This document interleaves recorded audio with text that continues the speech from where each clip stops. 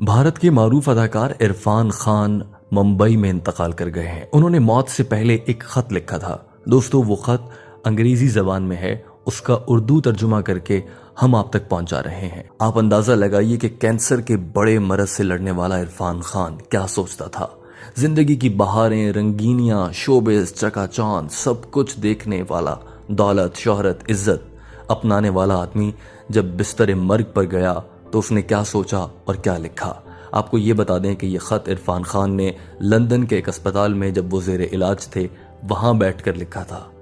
उस अस्पताल की खिड़की से लंदन का मशहूर तरीन cricket ground Lord's cricket ground भी नजर आता था। इरफान खान ने अपने इस खत में क्या लिखा था, आइए हम आपको बताते हैं। कभी ऐसा भी होता है कि तुम्हारी आंख उस झटके से खुलती है जो जिंदगी तुम्हें जगाने के लिए देती है। तुम हड़बड़ा कर उठ जाते हो। पिछले 15 दिनों से मेरी जिंदगी एक सस्पेंस वाली कहानी बनी हुई है। मुझे अंदाजा नहीं था कि अनोखी कहानियों का पीछा करते करते मैं खुद एक अनोखी बीमारी के पंजों में फंस जाऊंगा। अभी थोड़े दिनों पहले ही मुझे अपने न्यूरो एंडोक्राइन कैंसर के बारे में पता चला है। मुझे ये भी मालूम हुआ है कि ये एक ऐसी बीमारी है जिसके मरीज पूरी दुनिया में बहुत ही कम हैं, ना होने के बराबर। मरीज नहीं है तो उस पर तहकीक भी वैसे ही नहीं हुई जैसे होनी चाहिए थी। नतीजा क्या होगा? डॉक्टर्स के पास दूसरी बीमारियों की निस्बत इसके बारे में कम मालूमात हैं। इलाज कामयाब होगा या नहीं, ये भी सब हवा में है। और मैं बस दवाओं और तजर्बों के खेल का एक हिस्सा हूं। ये मेरा खेल नहीं था भाई। मैं तो एक फुल स्पीड वाली बुलेट ट्रेन में सवार था। मेरे तो ख्वाब थे, कुछ काम थे जो करना थे, कुछ ख्वाहिशें थीं, कुछ टारगेट थे, कुछ तमन्नाएं थीं, आरजुएं थीं, और मैं बिल्कुल उनके दरमियान में लटका हुआ था। अब क्या होता है कि अचानक पीछे से कोई आकर मेरा कंधा थपथपाता है। मैं जो मुड़कर देखता हूं तो ये टिकट चेकर है। तुम्हारा स्टॉप आने वाला है बाबू, चलो अब नीचे उतरो। मैं एकदम परेशान हो जाता हूं। नहीं भाई मियाँ, मेरी मंजिल अभी दूर है यार। और फिर टिकट चेकर मुझे समझाने वाले अंदाज में कहता है, ना यही है स्टॉप, तो बस यही है। हो जाता है, कभी कभी ऐसा भी हो जाता है। उस अचानकपन में फंसकर मुझे समझ आ गई कि हम सब किस तरह समंदर की बेरहम लहरों के ऊपर तैरते एक छोटे से लकड़ी के टुकड़े की तरह हैं। बेयकीनी की हर बड़ी लहर के आगे हम तो बस अपने छोटे से वजूद को संभालने में लगे रहते हैं। ना इससे कम ना इससे ज्यादा। हरा समंदर, गोपी चंदर, बोल मेरी मछली, कितना पानी, इतना पानी, तो बस पानी, बेरहम पानी। वक्त की मौजों के थपेड़ों में तैरती नामालूम हस्ती और पानी। इस मुसीबत में फंसने के बाद एक दिन जब मैं डरा सहमा हुआ अस्पताल जा रहा था तो मैंने अपने बेटे से यूं ही बड़बड़ाते हुए कहा, मुझे इस वक्त अपने आप से कुछ नहीं चाहिए। हाँ, बस इतना जरूर कि यार इस अजाब से मैं इस तरह ना गुजरूं जैसे अब इस वक्त गुजर रहा हूं। मुझे अपना सुकून, अपना इत्मीनान वापस चाहिए। ये जो डर, जो खौफ, जो परेशानियां मेरे कंधों पे चढ़ी बैठी हैं, मैं इन्हें उठा के फेंक देना चाहता हूं। मैं ऐसी काबिले रहम किस्म की हौनक हालत में अब मजीद नहीं रहना चाहता। इस बीमारी का शिकार होने के बाद मेरी वाहिद ख्वाहिश यही थी। और फिर अपनी तकलीफ की तरफ मेरा ध्यान चला गया। मतलब इतने अरसे से मैं बस अपनी तकलीफ झेल रहा था, बर्दाश्त कर रहा था, दर्द की शिद्दत का एहसास कर रहा था, लेकिन इस पूरी मुद्दत में कोई भी चीज उसे खत्म नहीं कर पा रही थी। कोई हमदर्दी, प्यार भरे बोल, कोई हिम्मत बंधाने वाली बात, कुछ भी नहीं। उस वक्त पता है कैसा लगता था, जैसे पूरी कायनात सिर्फ एक चीज का रूप धार चुकी है, दर्द, खौफनाक दर्द। वो दर्द जो हर चीज से बड़ा है। हर चीज से मायूस होकर थका हारा बेहाल जब मैं अस्पताल के अंदर दाखिल हो रहा था तो सामने की तरफ मेरी नजर पड़ी। ये लंदन का एक अस्पताल था। सामने लॉर्ड्स क्रिकेट ग्राउंड था। वो लॉर्ड्स जिसे देखना मेरे बचपन की सबसे बड़ी हसरत था। और अब उस तकलीफ के दौरान वहां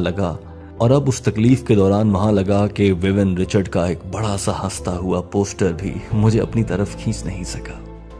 दुनिया तो जैसे अब मेरे काम ही की नहीं रही। खैर, उस अस्पताल में एक कॉमा वार्ड भी था। वो सारे मरीज जो लंबे अरसे के लिए होश और बेहोशी बल्कि जिंदगी और मौत के दरमियान लटके हुए थे, वो उधर रखे जाते थे।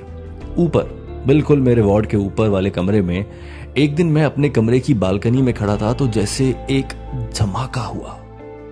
गेम ऑफ लाइफ और गेम ऑफ डेथ के बीच में है क्या? एक सड़क, क्रिकेट को गेम ऑफ लाइफ भी कहते हैं। एक तरफ एक अस्पताल है और उसके बिल्कुल सामने दूसरी तरफ एक स्टेडियम, और दोनों में खेले जाने वाले खेल की एक चीज कॉमन है, बेयकीनी। ना लॉर्ड स्टेडियम में पता है कि अगली गेंद पे क्या होगा, ना अस्पताल में अगली सांस का पता है। कामिल बेयकीनी। ये फीलिंग जैसे मेरे अंदर उतर गई। अब मुझे कायनात की वुसअत, उसकी ताकत और उसके निज़ाम सब कुछ कहीं ना कहीं समझ आना शुरू हो गए थे। आखिर मेरा अस्पताल एक खेल के मैदान के सामने क्यों था, और सिर्फ मैंने ही इस बात को इतनी शिद्दत से क्यों महसूस किया? ये सब मुझे आपस में जुड़ा हुआ लगने लगा।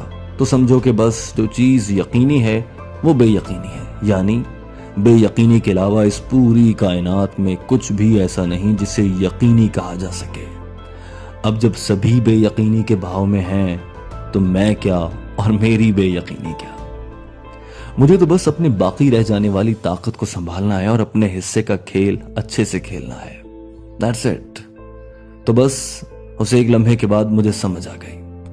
मैं जान गया कि नतीजा जो भी निकले, मुझे इस हकीकत को मानना होगा।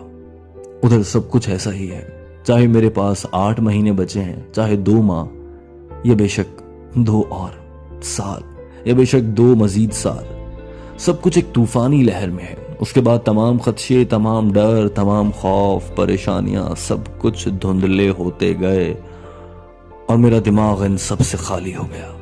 सारी उम्र में पहली बार तब मुझे अंदाजा हुआ कि आजादी का कोई मतलब वाकई में है। ऐसा लगता था जैसे मुझे कोई बड़ी कामयाबी मिली है, जैसे जिंदगी का जादू भरा जायका मुझे पहली बार चखने को मिला है, और ये सब मेरे जिस्म की एक एक पूर में उतर चुका था। इस पूरी बीमारी के दौरान लोग मेरे लिए दुआएं करते रहे। लोग जिन्हें मैं जानता हूं, लोग जिन्हें मैं नहीं भी जानता, वो सब मुख्तलिफ जगहों पर मुख्तलिफ औकात में मेरे लिए दुआएं करते रहे, और मुझे लगा कि उन सब की दुआएं मिलके एक हो गई। एक बड़ी सी ताकत, जिसे एक लहर की बड़ी सी मौज की ताकत होती है, वो बस रीढ़ की हड्डी से मेरे अंदर तक उतर गई और मेरी खोपड़ी के अंदर उसने अपनी जड़ें बना ली हैं। अब वो उधर उगती रहती है, कभी एक छोटा सा उम्मीद का पौधा, कभी एक पत्ता, कभी एक नरम सा तना। मैं उसे देखता हूं और खुश होता रहता हूं। इतनी सारी दुआओं के नतीजे में इस पे जो भी फूल उगता है, जो भी नई टहनी निकलती है, जो भी पत्ता आता है, वो मुझे सिर्फ खुशगवार सी हैरत और खुशियां देता है। तो वो जो लकड़ी का नन्हा सा टुकड़ा है ना, उसे क्या जरूरत है कि वो पानी के बहाव का रुख बदलने की कोशिश करे? उसे ये बात समझ लेनी चाहिए कि हम सब कुदरत की गोद में बैठे हैं, जो हमें हल्के फुल्के झूले दे रही है, न इससे ज्यादा न इससे कुछ भी कम। That's it. खतरनाक कैंसर की तकलीफ दे गोद में बैठकर इरफान खान ने ये सब कुछ लिखा। खुदा इरफान खान की मग़फ़िरत फरमाए।